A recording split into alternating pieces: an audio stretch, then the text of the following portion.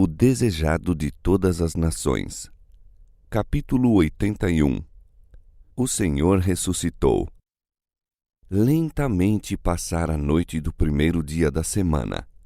Havia soado a hora mais escura exatamente antes do raiar da aurora. Cristo continuava prisioneiro em seu estreito sepulcro. A grande pedra estava em seu lugar, intacto o selo romano, a guarda de sentinela. Vigias invisíveis ali estavam também. Hostes de anjos maus se achavam reunidas em torno daquele lugar. Houvesse sido possível, e o príncipe das trevas, com seu exército de apóstatas, teria mantido para sempre fechado o túmulo que guardava o Filho de Deus. Uma hoste celeste, porém, circundava o sepulcro. Anjos magníficos em poder o guardavam, esperando o momento de saudar o príncipe da vida. E eis que houvera um grande terremoto, porque um anjo do Senhor descendo do céu chegou. Vestido com a armadura de Deus, deixou este anjo as cortes celestiais. Os brilhantes raios da glória divina o precediam, iluminando-lhe o caminho. E o seu aspecto era como um relâmpago, e o seu vestido branco como a neve. E os guardas, com medo dele, ficaram muito assombrados e como mortos. Onde está, sacerdotes e príncipes, o poder de vossa guarda? Bravos soldados que nunca se atemorizaram diante do poder humano, são agora como cativos aprisionados sem espada nem lança. O rosto que contemplam não é o de um guerreiro mortal, é a face do mais poderoso das hostes do Senhor. Este mensageiro é o que ocupa a posição da qual caiu Satanás. Fora aquele que, nas colinas de Belém, proclamara o nascimento de Cristo. A terra treme à sua aproximação, fogem as hostes das trevas, e enquanto ele rola a pedra, dir-se-ia que o céu baixara à terra. Os soldados o veem removendo a pedra como se fora um seixo e ouvem-no exclamar: Filho de Deus, ressurge, teu Pai te chama. Veem Jesus sair do sepulcro e ouvem-no proclamar sobre o túmulo aberto: Eu sou a ressurreição e a vida. Ao ressurgir ele em majestade e glória, a hoste angélica se prostra perante o Redentor em adoração, saudando-o com hinos de louvor. Um terremoto assinalara a hora em que Jesus depusera a vida. Outro terremoto indicou o momento em que a retomou em triunfo. Aquele que vencera a morte e a sepultura saiu do túmulo com o passo do vencedor, por entre o cambalear da terra, o fuzilar dos relâmpagos e o ribombar dos trovões. Quando vier novamente à terra, comoverá não só a terra, senão também o céu. De todo vacilará a terra como o ébrio, e será movida e removida como a choça. E os céus se enrolarão como um livro, os elementos ardendo se desfarão, e a terra e as obras que nela há se queimarão. Mas o Senhor será o refúgio do seu povo e a fortaleza dos filhos de Israel. Ao morrer Jesus, tinham os soldados visto a terra envolta em trevas ao meio-dia. Ao ressurgir, porém, viram o resplendor dos anjos iluminar a noite e ouviram os habitantes do céu cantarem com grande alegria e triunfo: Tu venceste Satanás e os poderes das trevas, tu tragaste a morte na vitória. Cristo saiu do sepulcro glorificado e a guarda romana o contemplou. Seus olhos fixaram-se no rosto daquele a quem havia tão pouco tinham escarnecido e ridicularizado. Neste ser glorificado, viram o prisioneiro que tinham contemplado no tribunal, aquele para quem haviam tecido uma coroa de espinhos. Era aquele que, sem resistência, estivera em presença de Pilatos e de Herodes, o corpo lacerado pelos cruéis açoites. Era aquele que fora pregado na cruz, para quem os sacerdotes e os príncipes cheios de satisfação própria, haviam meneado a cabeça, dizendo: salvou os outros e a si mesmo não pôde salvar-se. Era aquele que fora deposto no sepulcro novo de José. O decreto do céu libertara o cativo. Montanhas amontoadas sobre montanhas em cima de seu túmulo não o poderiam haver impedido de sair. À vista dos anjos e do Salvador glorificado, os guardas romanos desmaiaram e ficaram como mortos. Quando a comitiva celeste foi oculta a seus olhos, eles se ergueram e, tão rápido como lhes permitiram os trêmulos membros, encaminharam-se para a porta do horto. Cambaleando como ébrios, precipitaram-se para a cidade, dando as maravilhosas novas àqueles com quem se encontravam. Iam em busca de Pilatos, mas sua narração foi levada às autoridades judaicas e os principais dos sacerdotes e os príncipes mandaram-nos buscar primeiro a sua presença. Estranho era o aspecto daqueles soldados. Tremendo de temor, faces desmaiadas, testificaram da ressurreição de Cristo. Disseram tudo exatamente como tinham visto. Não haviam tido tempo de pensar ou falar qualquer coisa que não fosse a verdade.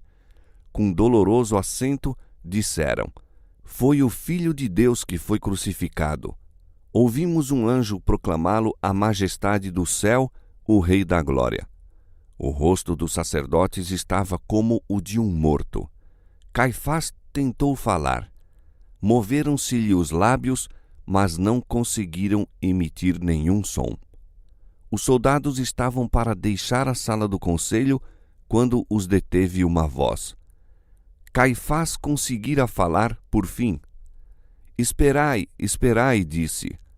Não digais a ninguém o que vistes. Uma mentirosa história foi então posta na boca dos soldados. Dizei: vieram de noite os seus discípulos e, dormindo nós, o furtaram. Aí se enganaram os sacerdotes. Como poderiam os soldados dizer que os discípulos tinham furtado o corpo enquanto eles dormiam? Se dormiam, como podiam saber? E houvessem os discípulos provadamente roubado o corpo de Cristo, não teriam os sacerdotes sido os primeiros a condená-los? Ou, caso houvesse as sentinelas dormido ao pé do sepulcro, não teriam os sacerdotes se apressado a acusá-los a Pilatos? Os soldados horrorizaram-se ao pensamento de trazerem sobre si mesmos a acusação de dormirem em seu posto. Era este um delito castigado com a morte. Deveriam dar um falso testemunho, enganando o povo e pondo em perigo a própria vida? Não tinham feito com toda a vigilância sua fatigante guarda? Como suportariam a prova, mesmo por amor do dinheiro, se juravam falso contra si próprios? A fim de impor silêncio ao testemunho que temiam, os sacerdotes prometeram salvaguardar os soldados, dizendo que Pilatos quereria tão pouco como eles próprios que aquela notícia circulasse. Os soldados romanos venderam sua integridade aos judeus por dinheiro. Chegaram à presença dos sacerdotes carregados com a mais assustadora mensagem de verdade.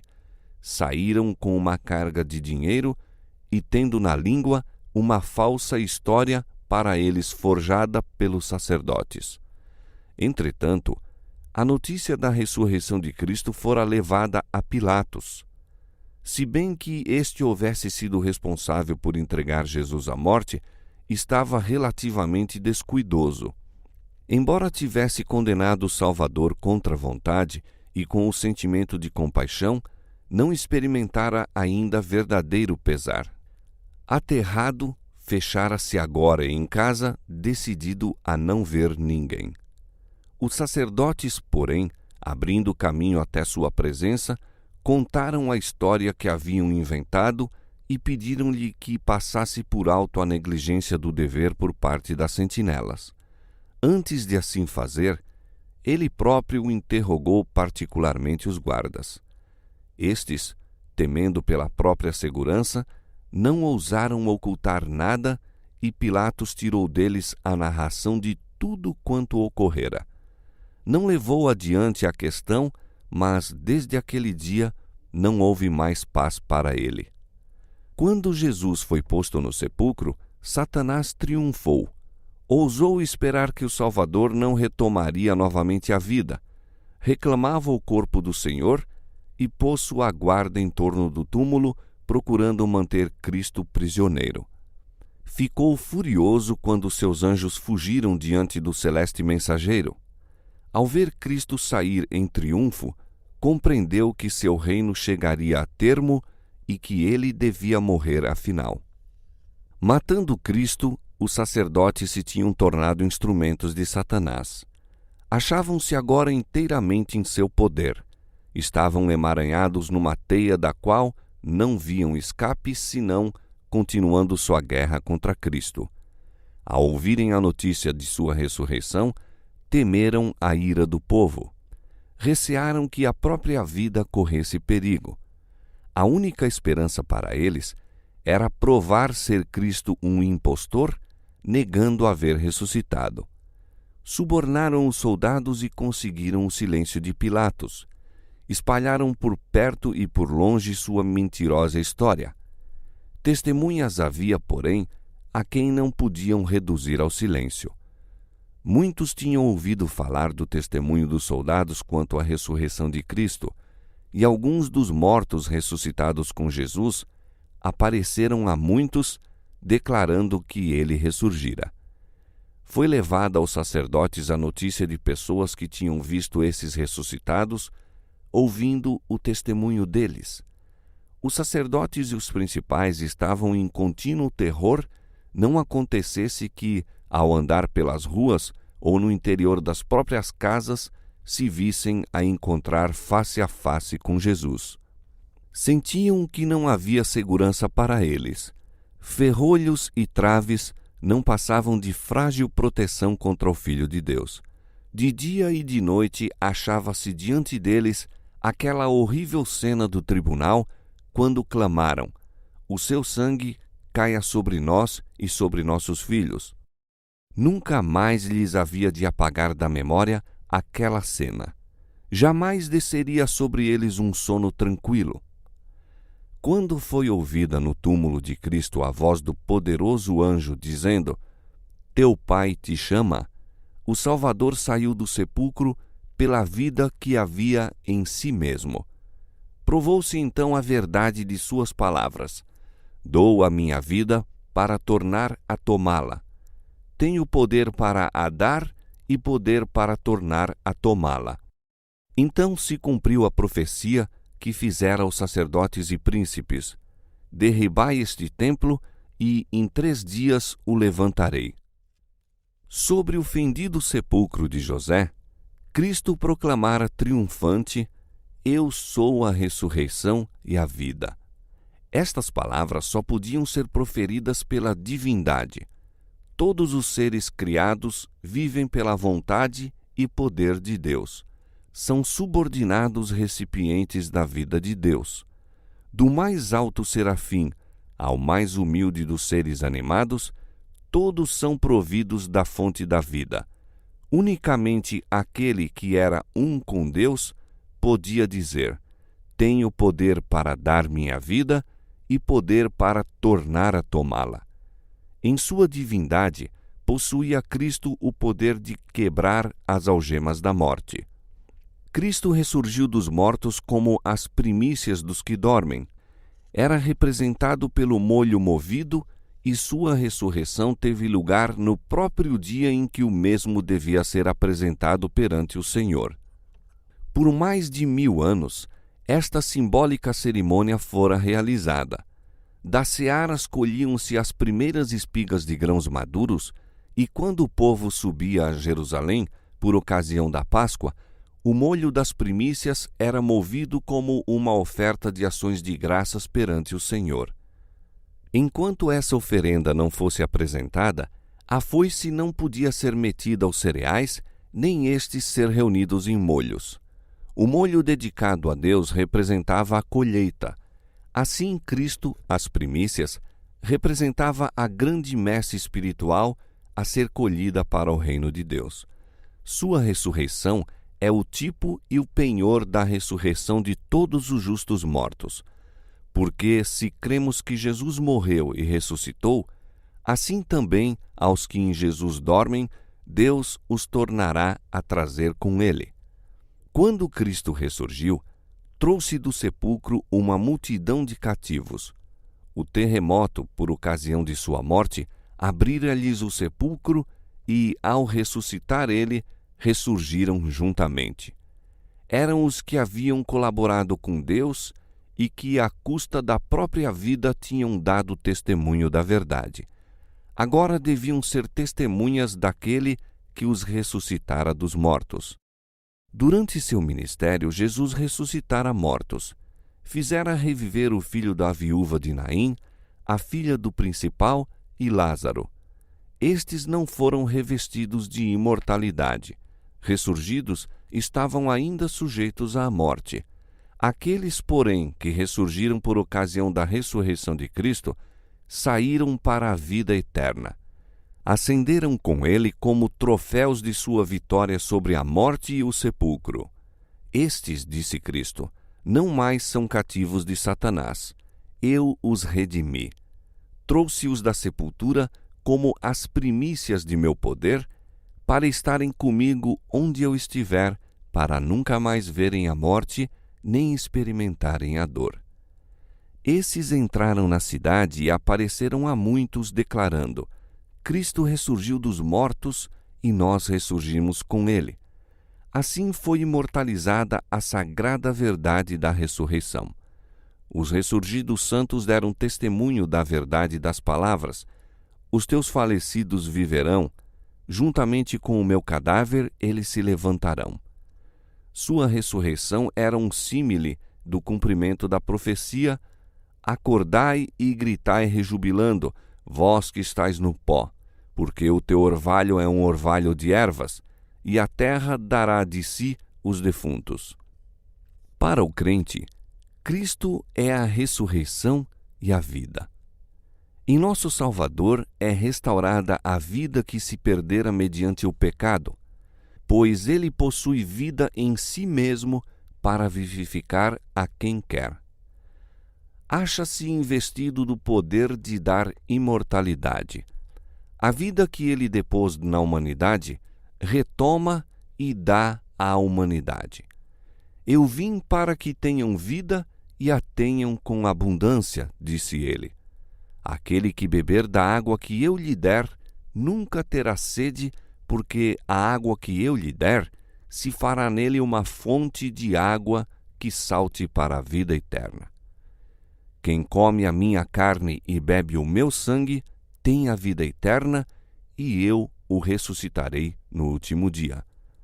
Para o crente, a morte não é senão de somenos importância. Cristo fala dela como se fora de pouca monta. Se alguém guardar a minha palavra, nunca verá a morte, nunca provará a morte. Para o cristão, a morte não é mais que um sono, um momento de silêncio e escuridão. A vida está escondida com Cristo em Deus, e quando Cristo, que é a nossa vida, se manifestar, então também vós vos manifestareis com ele em glória. A voz que bradou da cruz, está consumado, foi ouvida entre os mortos. Penetrou as paredes dos sepulcros, ordenando aos que dormiam que despertassem. Assim será quando a voz de Cristo for ouvida do céu. Ela penetrará as sepulturas e abrirá os túmulos, e os mortos em Cristo ressurgirão.